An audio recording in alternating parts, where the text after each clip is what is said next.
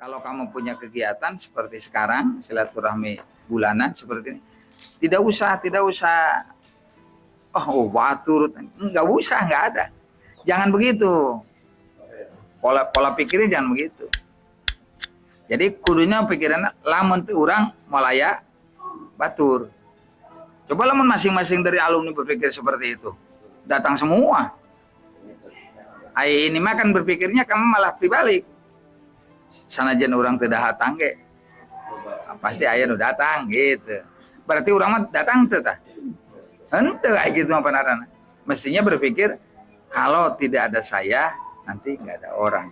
Kalau masing-masing punya prinsip seperti itu, saya yakin bisa lebih semarak lagi. Silaturahim,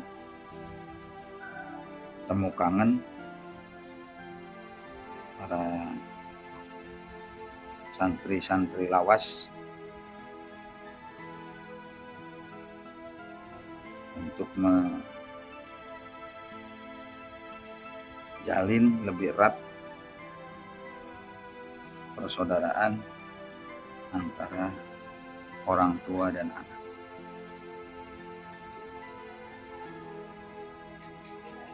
Allah juga yang mentakdirkan kepada kita pada hari ini mempunyai tujuan yang sama. Tujuan satu bersilaturahim, tujuan kedua ingin menambah ilmu.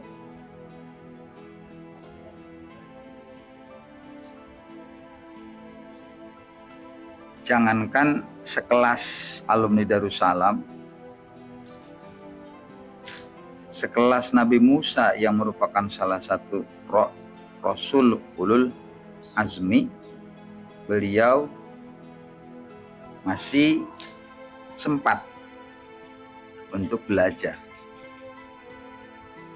Bagaimana yang diabadikan dalam Al-Quran, al-mustati'u an at-tabi'uka an tu'allimani minka rushdan. Hal tu'allimani mimma ulimta rushdan. Orang hafal Quran ya. Hal tu'allimani mimma ulimta rushdan. Apalagi sekelas kita yang punya keistimewaan. Santri Darussalam itu punya keistimewaan. Keistimewaannya apa? Barlen. Bukan bar, lalen. Makanya dianggap perlu untuk selalu sebagaimana yang dilakukan oleh Bapak begitu. Saya masih tetap harus belajar dan belajar. Cuma mungkin belajarnya kalau sudah seusia kita tidak seperti belajar ketika muda. Beda alam, beda zaman. Kalau untuk Bapak belajar kadang menemui seorang guru, kadang juga membuka-buka buku-buku, kitab-kitab yang diperlukan untuk menambah wawasan. Makanya membaca itu harus satu keharusan bagi orang yang ingin menambah ilmu.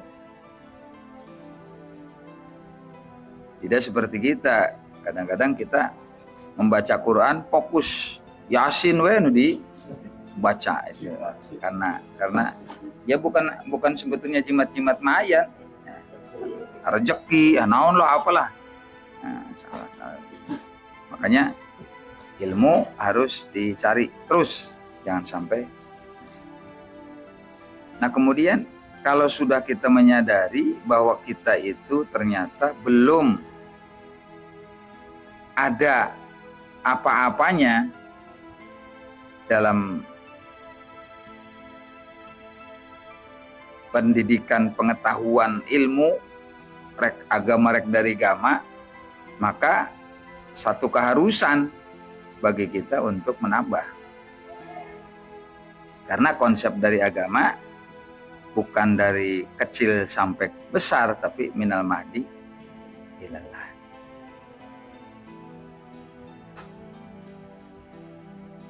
Kajian di dalam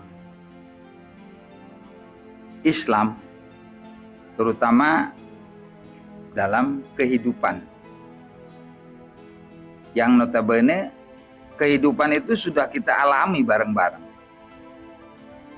Dan masing-masing dari kita, ketika kita mengarungi kehidupan, ternyata Allah Subhanahu wa Ta'ala memberikan warna-warni dalam kehidupan seseorang. Karena memang itu hak prerogatif beliau, dia, Allah Subhanahu wa Ta'ala, untuk mengatur segala kehidupan manusia. Bahkan manusia sendiri nggak tahu yang mau dilakukan apa tuh nggak tahu. La ta'lamu nafsum madza taksibu. Yang tahu hanya Allah. Maka alangkah naibnya bagi seorang makhluk yang sering melupakan Allah. Karena semuanya kita disetari sama Allah. Bentuk kata Allah di dalam Al-Quran, fadkurullah dzikron katsira. Nah, bukan berarti dzikron katsira itu macam salawat 70.000, bukan begitu artinya. Bagi orang yang sudah mengarungi kehidupan. Malah diaplikasikan dalam sebuah hadis, tafakkaru fil khalqi wala tatafakkaru fil khaliq. Tafakkuru saatan itu afdal, lebih baik daripada Anda beribadah 1 tahun atau lebih. Nah, itu namanya menggunakan akal dalam bentuk berzikir kepada Allah. Sekarang yang kita rasakan sebagai notabene lah, masih santri atau mantan santri? Nggak mau disebut mantan ya. Nah, sebab ada jangan bilang kamu mantan ya. Nah, mantan itu artinya selesai kan. Padahal kita nggak ada istilah santri selesai itu enggak. Ya soten istilah mungkin. Lamun baheula di kampung mangkat asar balik maghrib tas maghrib ke santri naon? Santri kalong. Mungkin santrinya kalau sudah berhenti jadi mantan tinggal kalongnya. Nah, tapi santri mesti seperti itu. Tidak seperti itu. Makanya kalau sudah jadi santri, ya ila yaumil qiyamah harus jadi santri. Di bahasa yang lebih mendasar, kalau sudah jadi santri, jangan dilepas kesantriannya. Kemana saja santri ikut. Profesi terserah, sebab santri itu banyak profesinya loh. Jadi naon we santri mah bisa. Jadi lebih guys dumuk aja sama no? Prodi napan jalurnya itu malah gitu lah, jurusan anak itu. Jadi pengusaha mestinya harus jadi pejabat, jadi apa silakan, tapi atribut intunya jangan dilepas.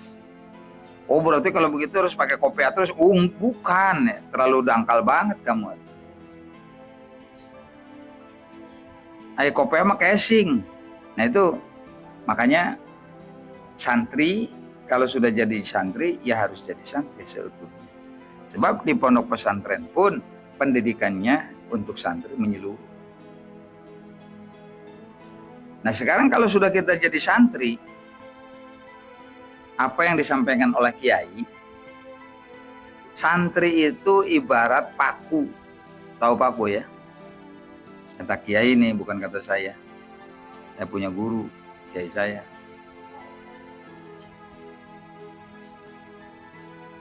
Artina paku, lamun paku tugasna ngahijikeun barang acucan jadi hiji.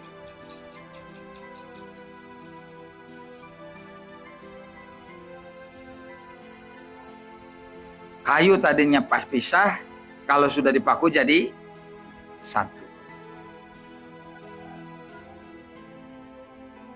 Kamu tadinya sendiri, kawin, pan dipaku kumane, jadi ngahiji.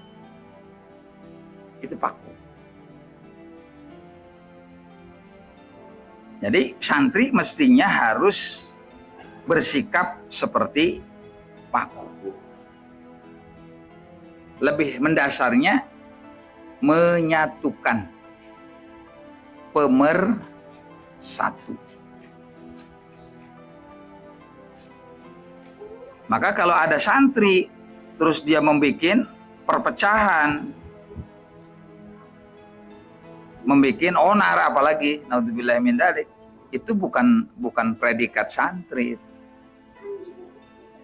Santri itu yang ada sebagaimana yang dikonsep di dalam Al-Quran, ummatan wasaton, yang bisa nengahi orang lain. Banyak. Seorang ibu dengan seorang laki-laki datang. Kebetulan mungkin si ibu itu orang tuanya laki-laki. Apa yang dikatakan sama beliau?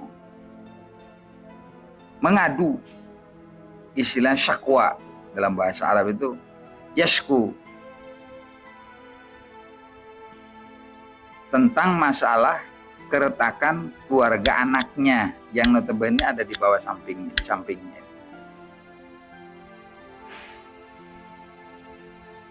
Bercerita bla bla bla bla bla tentang masalah keluarga. Saya yakin kamu sudah tahu lah. Romantika membangun rumah tangga. Dari mulai A sampai Z kamu sudah. Cek bahasa orang Sunda mah geus lobang adahar uyah. Garam kehidupan dari bahasa filosofinya garam kehidupan. Lain garam-garam anu bisa naik darah tinggi lain. Artinya pahit manisnya kehidupan dirasakan.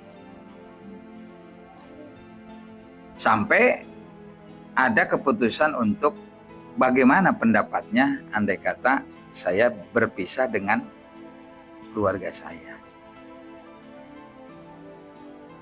Yang saya marahi bukan anaknya sama saya. Bukan dimarahi, disisilan bukan, tapi saya jadikan objek. Itu bukan anaknya, tapi orang tua yang ikut anak.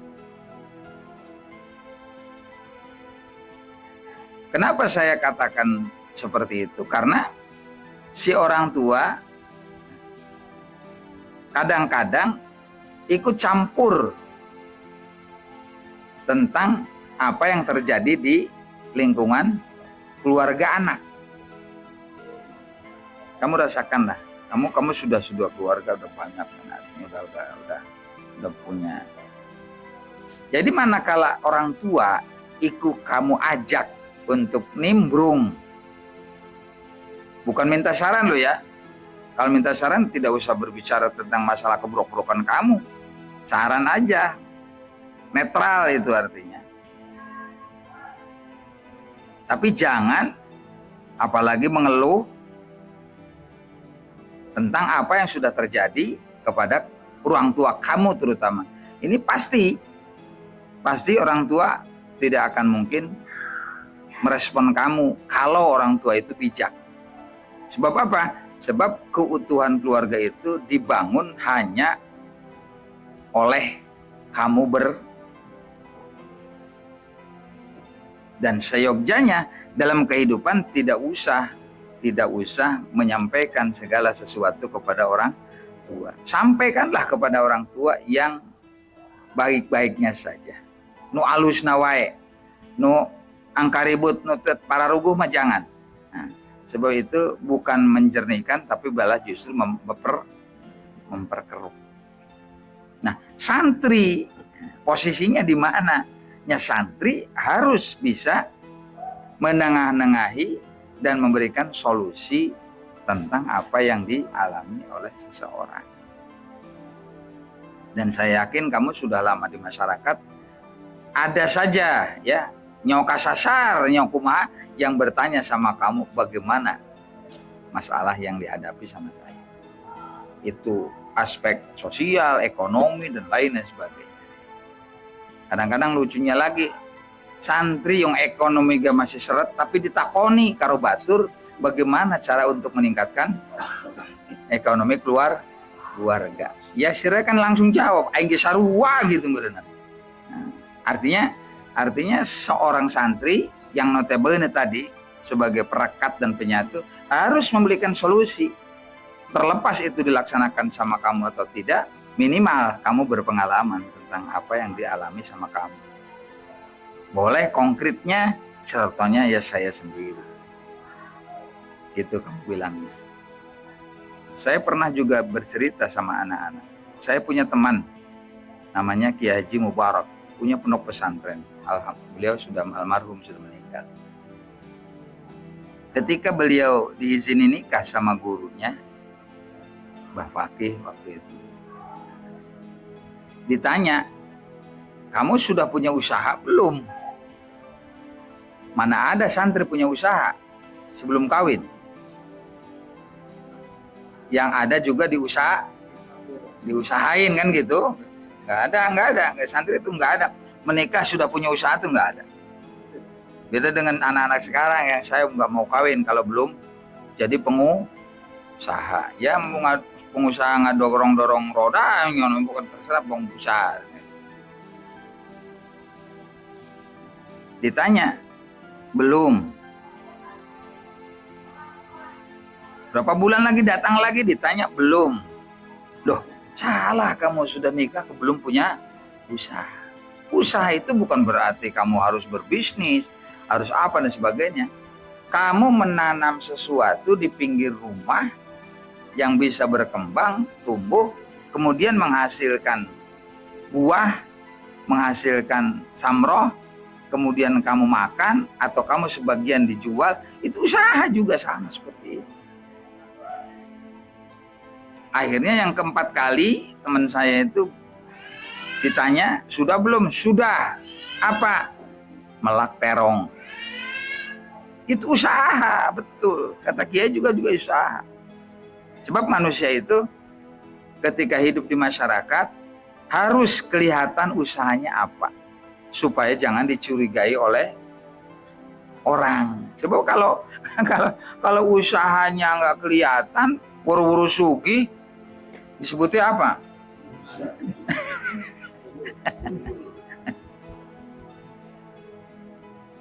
Kamu bilang, Bapak sugih, yuk saya usaha. Nggak nyupang saya, enggak. Nah itu, artinya harus kelihatan. Sehingga saking ikhlasnya dia, saking barokahnya dari doa Kiai, si kebun itu luar biasa. Sampai bisa mensuplai sayuran ke pondok pesantren. Dari itu. Makanya santri, saya bilang, sudah dipilih sama Allah Subhanahu wa Ta'ala sebagai umatan wasaton. Kemudian posisi kamu dan kita semuanya berada di masyarakat itu sebagai pemersatu. Tapi santri lucunya karena sama dengan paku, tidak mau terlihat orang. Tidak mau menonjolkan. Kok di bangunan paku geus dibebaskeun aya nu aing teu kanyahoan cenah aing nolol lah. Nyamal bener tuh. Rujad kabeh meureun eta bangunan. Lamun pakuna narolol kabeh. Nah itu. Makanya jiwa yang dimiliki sama santri tadi mukhlisina lahud. Kamu di dalam masyarakat sendiri, anak-anakku sekalian, ketika kamu berada di satu lembaga, di satu kondisi yang dimana merekrut ya banyak orang, masing-masing dari orang yang ada di dalam itu kan pasti punya peran masing-masing. Saya yakin tidak akan mungkin maju itu kelas lembaga, kelas organisasi, kelas apa saja, kalau dari masing-masing komponennya tidak bisa berperan sesuai dengan kebutuhan. Di dalam satu lembaga, di dalam satu organisasi ada ketua, sampai ke bawah ada pembantu umum. Semuanya berperan. Sama. Kalau tidak ada pembantu umum, tidak akan mungkin sukses. Tidak semuanya harus jadi ketua. Bangunan nampang luhur-luhuran naon? Susuhunan. Mual aya susuhunan, mual kunyeng cile susuhunan, lamun teu aya penunjang-penunjang yang lain. Bangunan yang sudah bagus betul, katempo teu pakuna. Kadang kan kalau nonjol lagi dibuang, dipotong, diketik deui gitu. Nah itu artinya kalau sudah posisinya seperti santri, seperti itu semestinya. Jadi kita jangan suka menonjolkan diri dari apa yang sudah pernah kita lakukan, sehingga penilaian orang lain betul-betul, oh itu namanya jiwa santri. Nah, hal-hal yang seperti ini yang mestinya anak-anakku sekalian, saya yakin di masyarakat sudah banyak ditemukan. Jadi ketika kita berkiprah di masyarakat, jangan hayang jadi kenteng wuwung wae ya. Pada satu saat profesi apa saja yang kita lakukan pasti itu punya manfaat dan faidah. Dan sebaik-baiknya orang bermanfaat adalah orang yang paling ikhlas kepada Allah Subhanahu wa Ta'ala. Siapa itu? Paku.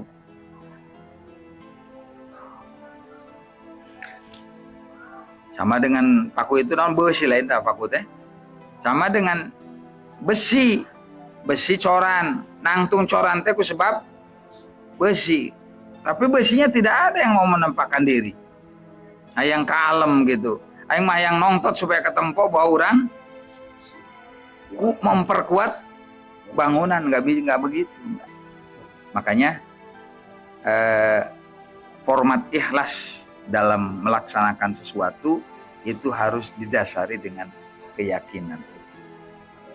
Dan manfaat yang dirasakan oleh orang banyak, andai kata betul-betul kita ikhlas, tidak ingin dilihat orang, apalagi di alam kubatur, itu akan terasa betul. Saya cerita yang ada. Pondok pesantren ini ketika keberadaannya di awal-awal tidak ada orang yang melihat. Boro-boro nu ngabantuan, nu nempoge nggak ada. Tapi dilakukan karena sudah punya prinsip, ini harus berjalan, ini harus ada. Ini harus ada. Makanya dilaksanakan dengan proses dan lain sebagainya sampai alhamdulillah Allah Subhanahu wa Ta'ala mentakdirkan masih berada sampai hampir 40 tahun. Dan semoga tetap berada ya, dengan dukungan-dukungan kamu, paku-paku yang lain yang ada di daerah yang menspot pondok pesantren dan sekaligus bisa berkontribusi terhadap lembaga. Sampai insya Allah kalau tidak ada perubahan, pondok pesantren akan melaksanakan wisuda untuk mahasiswa tanggal 10 Januari di tahun 2026. Insya Allah kalau tidak ada perubahan. Yang mestinya santri-santri yang ada di depan saya itu sudah pada sarjana semua mestinya.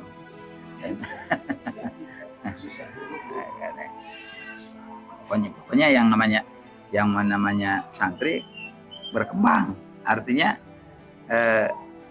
santri pondok pesantren itu maju andai kata hidup. Yang hidup itu artinya bergerak terus gitu, jangan sampai. Makanya kalau kamu punya kegiatan seperti sekarang, silaturahmi bulanan seperti ini, tidak usah, wah turut, nggak usah, nggak ada. Jangan begitu. Pola pikirnya jangan begitu. Jadi kudunya pikirannya lamun tu orang malaya batur. Coba lamun masing-masing dari alumni berpikir seperti itu, datang semua. Ini mah kan berpikirnya kamu malah dibalik. Sanajan orang tidak datang ge, pasti ayah nu datang gitu. Berarti orang mah datang tuh tah. Ente kayak gitu apa narana. Mestinya berpikir kalau tidak ada saya nanti nggak ada orang. Kalau masing-masing punya prinsip seperti itu, saya yakin bisa lebih semarak lagi. Nah, kehidupan seperti itu saya belajar dari masyarakat. Kamu juga belajar dari masyarakat. Ternyata masyarakat yang kita hadapi, yang kita berada di dalamnya, sarua kos gitu. Lamun ada kegiatan teh enceli. Ya kalau di pondok mah gampang, tinggal keprokan gitu, kumpul, terek beresek gitu ya. Arek guru, arek muridnya gitu. Tapi lamun di masyarakat, sok mana kumpulkan. Nah, lamun kaos gitu, nyanyi pira aku reksa anu mere duit asya sorangan yang bansos nah gitu. Ini apa namanya? Yang dilakukan sama Bapak ketika berinisiatif jamaah pengajian. Sekelas jamaah pengajian ini ya. Sekelas jamaah pengajian. Di sini kan ada pengajian mingguan. Pengajian mingguan. Saya punya inisiatif setiap habis panen saya akan berbagi zakat kepada masyarakat. Untuk membagi zakat, klasifikasi asnafnya susah. Tapi di pengajian ketempo, ketingali. Ya, walaupun saya nggak mengira semuanya menasnaf kan, ada juga bukan hanya semuanya mustahik, tapi ada juga yang muzaki. Makanya saya sampaikan sebelum saya bagi itu, ya zakat, dulur. Jadi yang merasa bahwa dia sudah muzaki jangan mau terima. Tapi payu kabeh cenah. Berarti semuanya mustahik semua. Ya itu seperti itulah. Dan dengan trik seperti itu, nominal jamaahnya luar biasa. Anu biasanya 150 bisa sampai 250. Karena ya bagi tadi sampai kamari mah cenah banyak wajah baru. Ada bahasa banyak wajah baru karena rek bagi amplop cenah gitu. Tapi itu juga ada manfaatnya menurut saya. Saya terbantu dan juga masyarakat merasa bahwa itu adalah rezeki min haitsulah ya kata rima. Nah, itu kan hal yang seperti itu satu trik. Andai kata kamu punya kemampuan di masa yang akan datang, ketika kamu posisinya di situ boleh-boleh saja. Daripada akhirnya sekarang kamu punya zakat, harta zakat, terus kamu bagikan kumana saura ranggeus na tuh.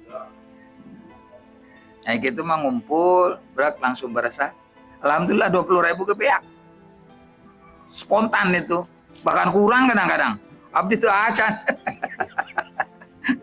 Nah trik-trik seperti itu seorang santri boleh dimiliki ya. Tidak mesti harus banyak.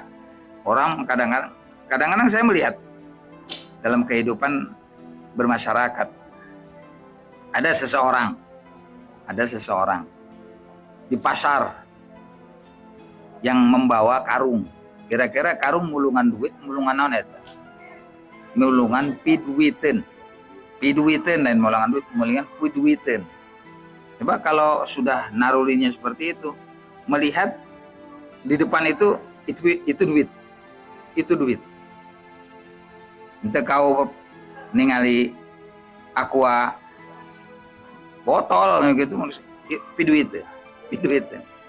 Saya melihat Masya Allah orang ini ikhlas banget untuk menafkahi keluarga, berani dan tidak malu berbuat seperti itu.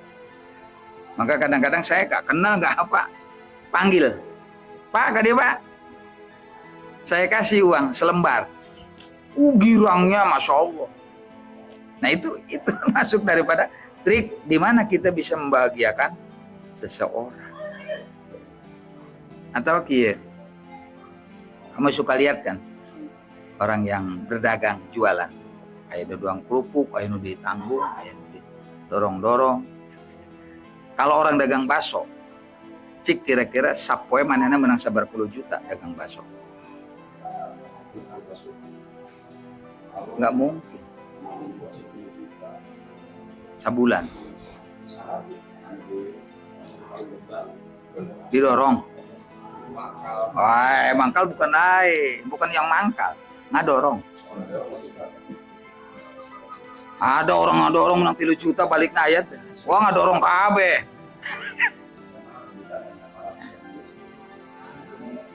Ya, pada intinya kapasitasnya, perolehannya tidak sebanyak apa yang dibayangkan. Itu kelas-kelas elit lah, bakso yang harganya sekian.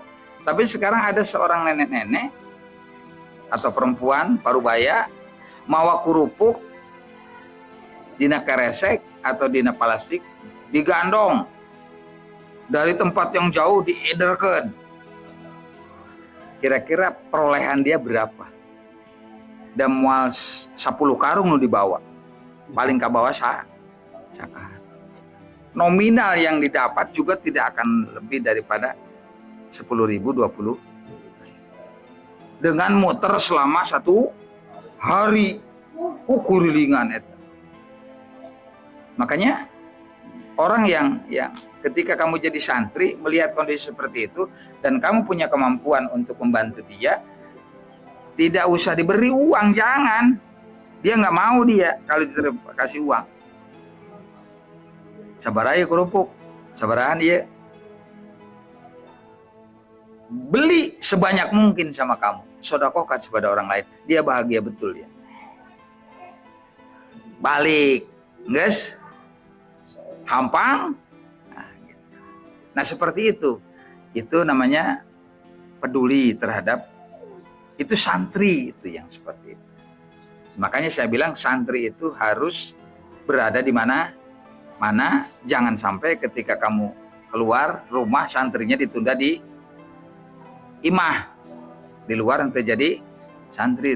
Itu bukan santri tulen gitu.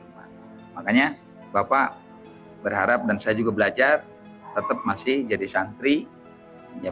Saya santri guru saya, otomatis saya harus berbuat bagaimana perilaku seorang santri dalam kehidupan bermasyarakat. Pada satu saat santri terbentur dengan kehidupan di mana masyarakat ternyata banyak yang melakukan sesuatu yang kita sendiri tidak pernah tahu. Terlepas itu bertentangan dengan agama atau tidak. Saya yakin masyarakat tidak akan mungkin bertanya kepada orang lain kecuali kepada santri untuk memberikan solusi bagaimana. Nah, hal-hal yang seperti ini yang mestinya diambil pengalaman bagi kita sebagai santri yang sudah terjun di masyarakat, yang mempersiapkan diri untuk berkiprah maju dengan masyarakat, memberikan faidah manfaat kepada orang lain. Katanya kamu kalau di sini ketika di pondok khairun nas anfa'uhum nas, kan dalilnya mantep banget itu. Tapi ketika di masyarakat kamu tidak memberikan manfaat kepada orang lain, berarti al ilmu bila amalin ya teman. Kasajar bisa seperti itu nantinya kan gitu. Nah, hal-hal yang seperti ini krusial, sederhana tapi bermakna dalam kehidupan. Dan itu memang kehidupan sosial yang sehari-hari kita temui di masyarakat. Coba kamu sudah terjun semuanya ke masalah. Dalam level apapun. Dalam apa namanya? Konteks apapun dalam kehidupan. Makanya Bapak mah pesen sama kita orang, yuk istiqomah aja dalam berbuat kebajikan. Tidak pasti harus banyak, asal istiqomah berbuat kebajikan, gitu aja. Seperti bahasa kayak contoh sodako. Sodako itu tidak mesti harus banyak, tapi angger. Jangan sampai sehari ada orang minta sama kamu nggak dikasih. Karunya itu teh kasih. Kasih aja. Kalau kasih kamu jangan ngomel, ngorang-ngorang, masih tidak usaha we, mental we gitu. Itu nggak baik seperti itu. Nggak baik seperti itu. Ya, kalau suka kasih, kalau enggak ya udah gitu. Gitu aja. Rasulullah juga mengajarkan begitu. Boga beret, boga untung disarekan. Ieu mah mereh tuh nyarekan malulu kan nggak betul, nggak bijak seperti itu. Ya seperti orang-orang yang biasa ngamen kan menurut undang-undang dilarang kita memberikan sesuatu kepada pengamen kan gitu, karena melanggar undang-undang, di penjara teteh mereka kos gitu teh. Urang mah dipikir-pikir da manehna teh moal ngamen lamun teu butuh. Moal ngamen lamun teu butuh. Tapi kadang-kadang oleh pengamen dipakai alat untuk mengumpulkan duit. Ya itu mah terserah. Yang penting kita mah punya prinsip satu dari ajaran Rasul, al-yadul ulya khairun minayadis supla, gitu aja udah. Pokoknya mah aing di luhur cek Rasul ya halus. Terlepas itu 2.000 atau 20.000 atau 2 juta gitu kan. Yang penting beri. Nah itulah cara-cara kita menyikapi hidup dalam berkiprah di masyarakat yang notabene kita identitas sebagai santri jangan sampai lepas santrinya ila yaumil qiyamah. Bapak juga sebagai santri, saya tidak mau lepas. Pada satu saat ketika guru saya berada di Siratul Mustaqim, keberadaan beliau karena orang soleh bersama Rasul, saya nggak mau ditinggalkan. Saya harus jadi santrinya, makanya harus gabung saya. Kan gitu merenan secara logika. Nah, ketika guru saya karena orang soleh, dia bersama dengan Rasul, di dalam telaga Rasul ikut minum, saya juga sebagai santrinya ingin gabung sama beliau. Dan saya ingin jadikan aku sebagai santri beliau, sebagai guru. Nah itu seperti itulah kait-kaitannya satu dengan yang lain. Makanya ada apa yang disampaikan oleh Allah Subhanahu Wa Taala, in ahsantum angsah ahsantum paliang fusikum wa in asatum malah halus keur maneh goreng keur maneh cek urang Sunda. Makanya usahakanlah kita berbuat baik supaya kita hidup bersama-sama orang-orang baik di dunia wal al-Fatihah. Alhamdulillah.